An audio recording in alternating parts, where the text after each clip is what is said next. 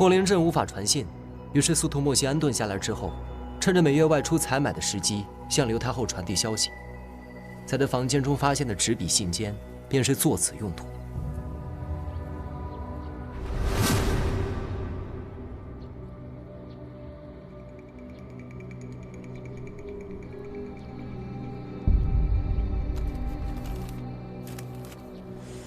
看上去好像是要给谁写信，不过司徒莫心不是没有亲人了吗？谁说一定是写给亲人呀？万一是写给情郎呢？只是这1年来，他们并未找到李妃的踪迹。你的意思是说，刘太后在1年前便知道李妃藏身破灵阵的消息了？正是如此。说了大半天，这2个人都已经死了。破灵阵这4起命案，又是怎么回事啊？他们被杀，正是因为各自的身份。空寂岭被灭的罪魁祸首是刘太后，他们2人作为刘太后的鹰犬，司徒夫人更是屠杀空寂岭的刽子手。若是空寂岭的族人想要报仇，最不可能放过的，就是他们。空寂岭当年究竟发生了什么？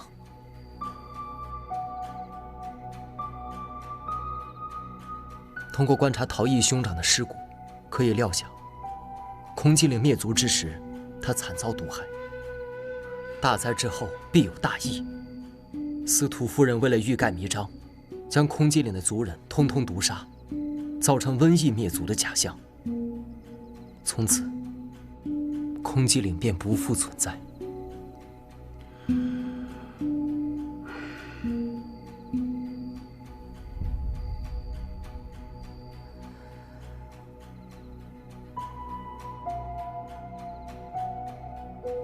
司徒莫心若寻李妃不成，那破灵阵也会落得和空寂岭一样的下场吗？陶艺说，司徒莫心曾经有过和我脖梗肿泡一样的伤状，他故意说出此事，应是想让我们查出司徒莫心曾在幽灵沼泽中触碰过大猪草。这么说，在我们猜中混入毒禽的人就是司徒莫心了？不对，投放毒禽的人是陶艺，不过此举并不是为了行凶，而是嫁祸。帮长，你欺人太甚！毒禽事件一出，司徒莫心成了最大的嫌疑人。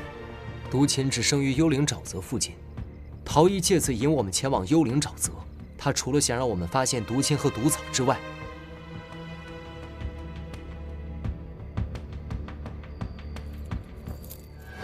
也想让我们拾到司徒莫心的发钗，借此加重他的嫌疑。我猜，陶艺在认出司徒夫人的身份后，在暗查过程中，发现了他与司徒莫心的阴谋。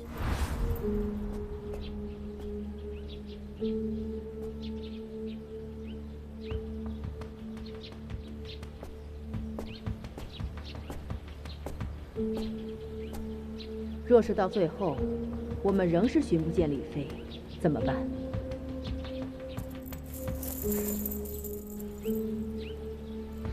这支毒钗乃太后亲赐。当年您是怎么毒杀空寂岭的？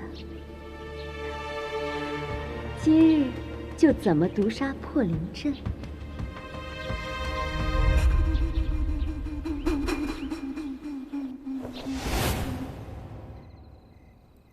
这支发钗正是杀死司徒莫心和欧石南的毒钗，而此毒正是当年司徒夫人用过的毒。此前，陶艺趁司徒莫心不注意，将其发钗偷走。司徒莫心终是丧于自己的毒钗之下。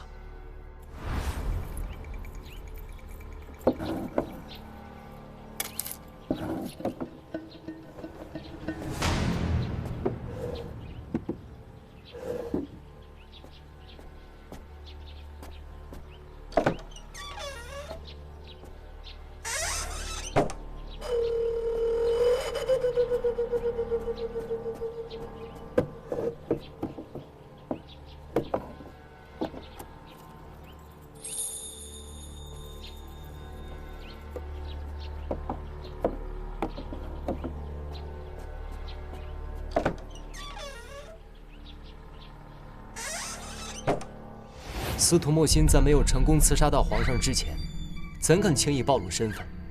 于是他自恃一身本事，用白骨去诱使幕后主使现身。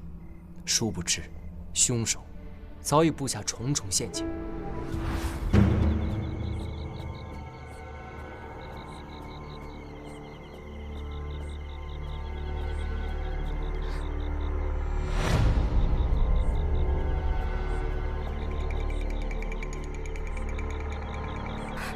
此人装束为何如我一般？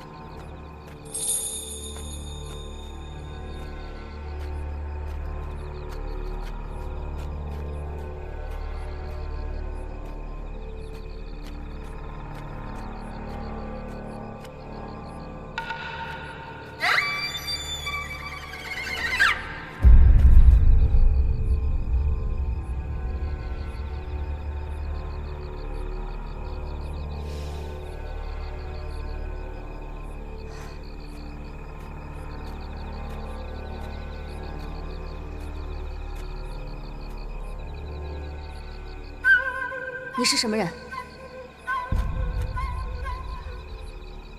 陶艺，小桃子，你别说，这身装扮还挺适合你的，我差点都认不出你了。我还有要事去办，就不陪你玩了。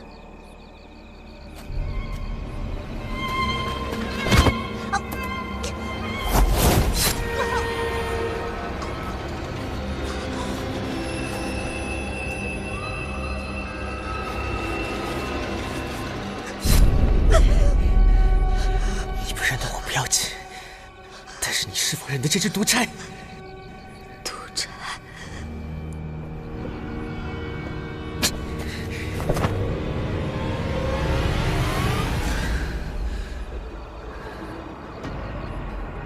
莫心姐姐，来世莫要戴着面具做人了。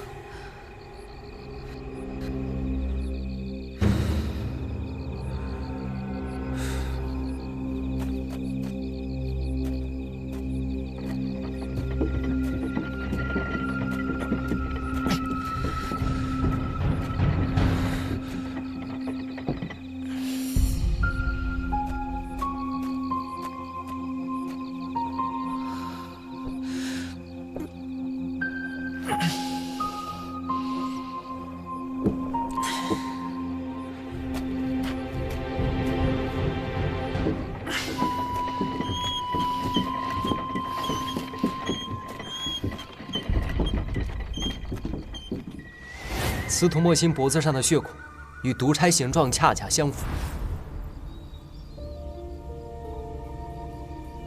是两只血孔。而且我还在陶艺家的推车上发现了一缕粉色布丝，同时车轮上还沾有泛黑的粘土。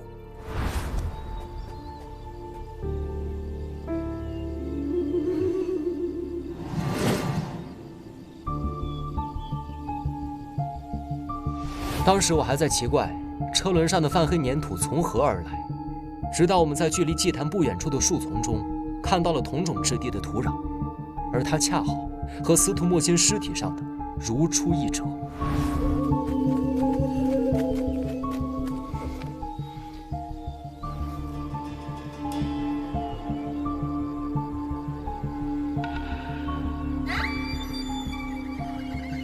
后来，当我发现陶艺就是凶手时，便不难确定，推车上的布丝就是陶艺在运送司徒莫仙尸体时从他身上刮下来的。那晚祭坛究竟都发生了什么呀？自我们入住族长家后，陶艺便一直暗中观察我们一举一动。在司徒莫心提出祭蛊法后，陶艺便料想到会有人在暗处监视祭坛，陶艺因此将计就计，借尸还魂。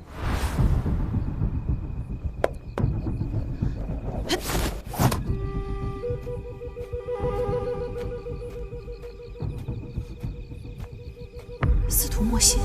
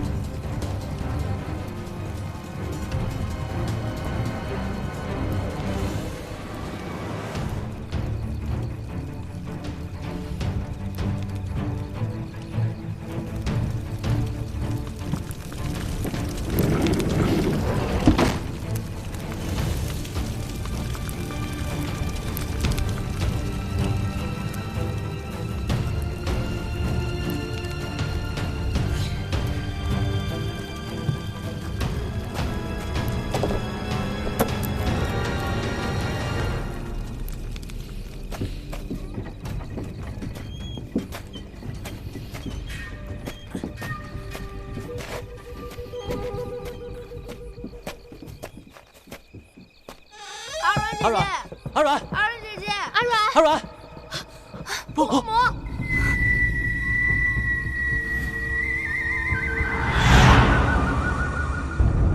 他说的不是真的，你为什么要这样看着我？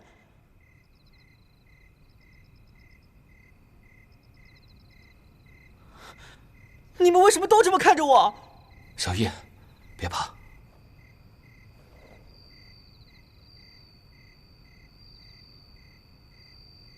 包公子，当时在司徒家会武功的就有好几个。如果凶手真是陶艺，他不可能瞒过所有人去厨房投放毒芹。那是因为他有帮凶。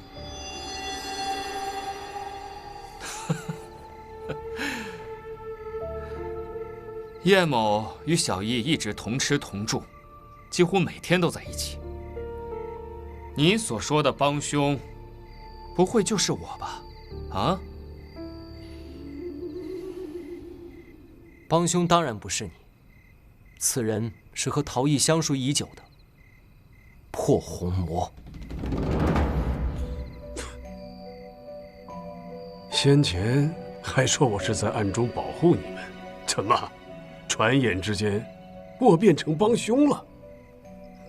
你确实是在保护，但同时你也暴露了自己。司徒莫心每日都要准备餐饭，大部分时间都会在厨房后院，想神不知鬼不觉地投放毒芹，除非抓住他出门的时机。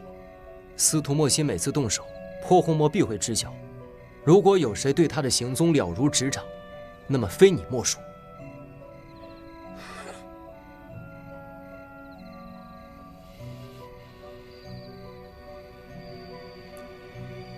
那天傍晚，司徒莫心潜伏在镇口，准备对我们动手之前，破红魔黄雀在后，将除臭过的毒芹混入普通的水芹之中。做完此事，他从司徒家出来以后，又故意现身，破坏扰乱司徒莫心的计划。如此一来，司徒莫心注意力被转移，忽略了日常琐事，自然不会发现毒芹。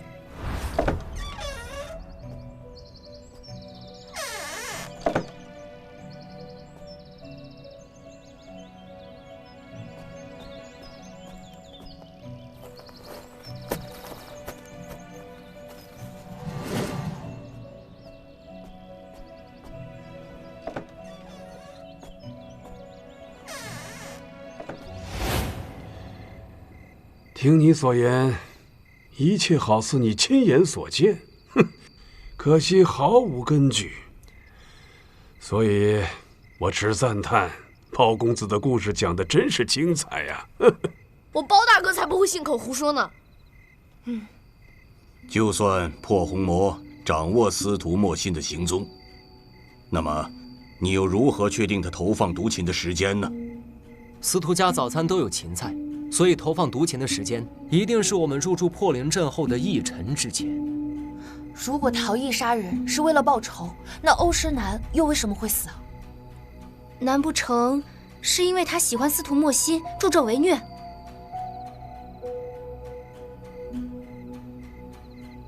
我之前也一直在想欧诗南为什么会被杀，然而能想到的所有解释似乎都有一些牵强。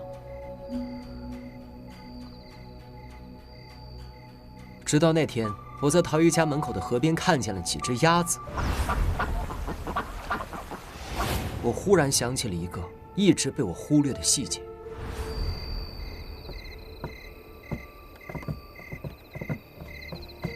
快提走，快提走！我最讨厌鹅和鸭了。抱歉，吓着姑娘了。在下欧诗南。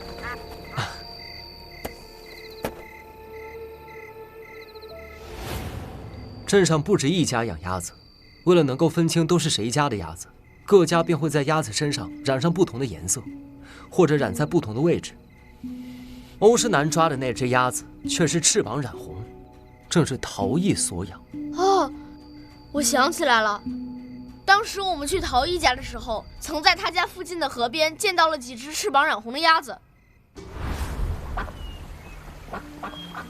哎，这河边还有鸭子呢，我们捉来烤了吧。你们师门是不是特别穷啊？瞧把你馋的！哼，我们师门的钱多着呢，都拿来做善事了。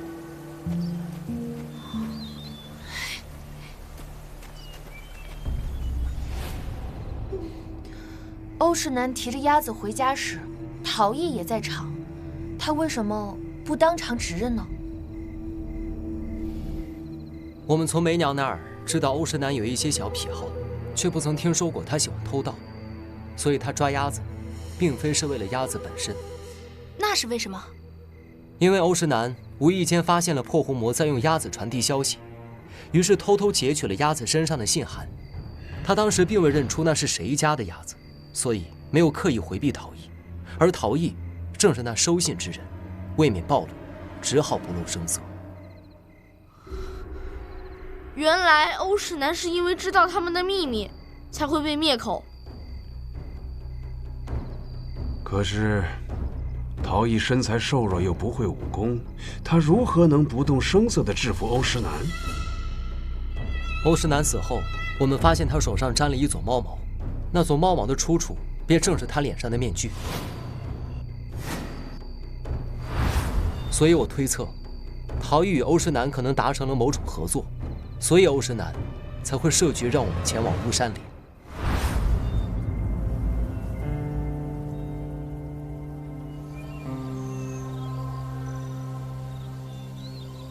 这好像是一撮猫毛啊！真像是猫毛，也不知是何时落下的。若是刚落不久，那猫灵会不会就在附近啊？有可能。我们去巫山林是因为那张字条，这和欧诗南有什么关系？那张字条正是欧诗南在司徒莫心死后塞进他袖中的。什么？如果那张字条曾随司徒莫心困于起火的棺中，字条上应该有一股烟味。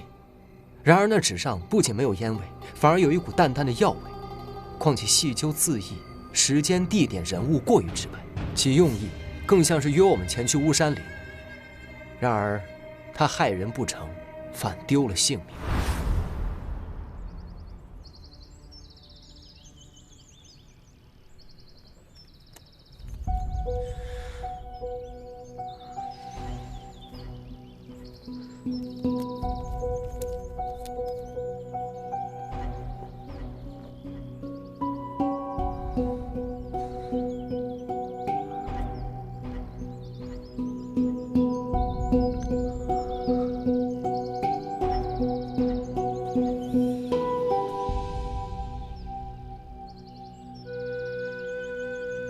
阿南。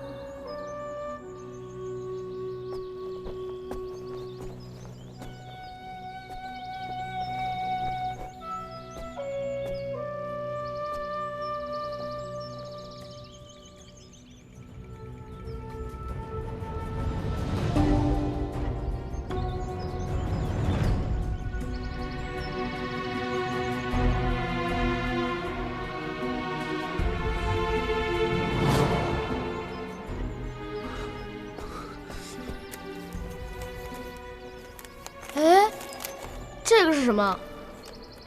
祭典3日，巫山林深处，于中某时，魔影会幽灵。可是那天陶艺一直和我们在一起啊。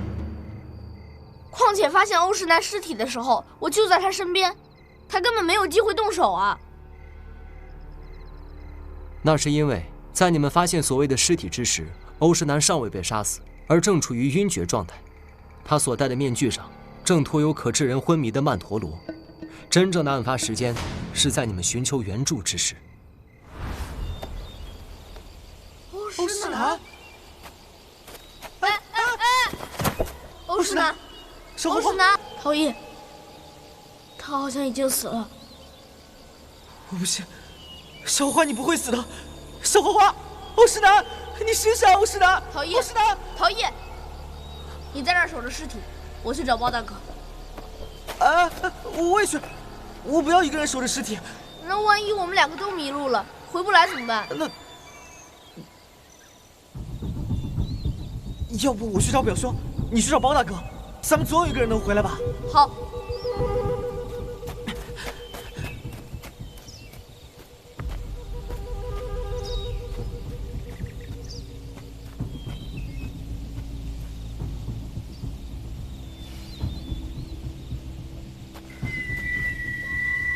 欧石南，欧石南。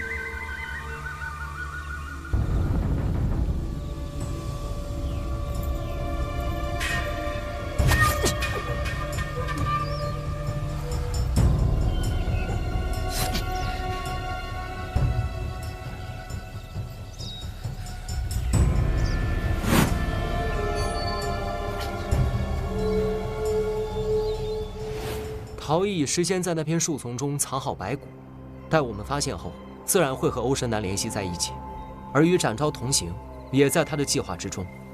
这既方便他用毒叉杀人，同时展昭心思单纯，也无疑是他心目中最完美的同伴和不在场证人。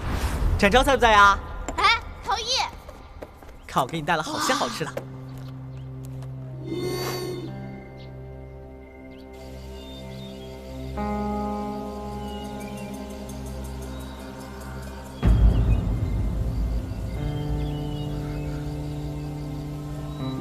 你在看什么啊？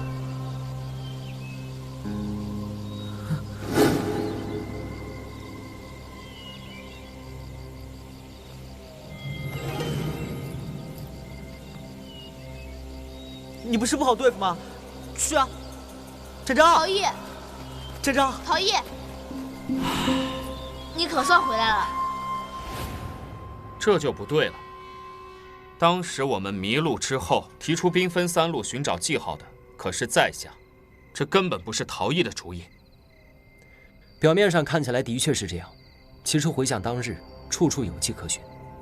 当时我们在巫山里迷路之后，陶艺先是反对大家一起探路，其目的就是趁机引导其他人提出分组行动的办法。看来林中马上就要起雾了，若是我们拖到天黑，怕对我们不利。我怕黑，我可不要大晚上待在这个林子里。要不我们凭着直觉找个方向赌一把，兴许歪打正着就出去了。我才不要呢！万一走错了怎么办？万一越走越歪怎么办？我才不要在一棵树上吊死。不如这样，咱们兵分3路，先就近探寻有没有未被破坏的记号。也只能如此了。陀螺姑娘主动提出与燕兄一组，不知不觉中助推了陶艺的计划。她故意等你们2人走出一段距离之后，才随口喊了一声燕兄，却未动身半步。随后，她趁南天竺调侃她和展昭时，顺势拉拢展昭与自己同行。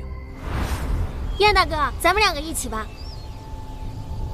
啊，不是，走吧，不是我，哎，表哥。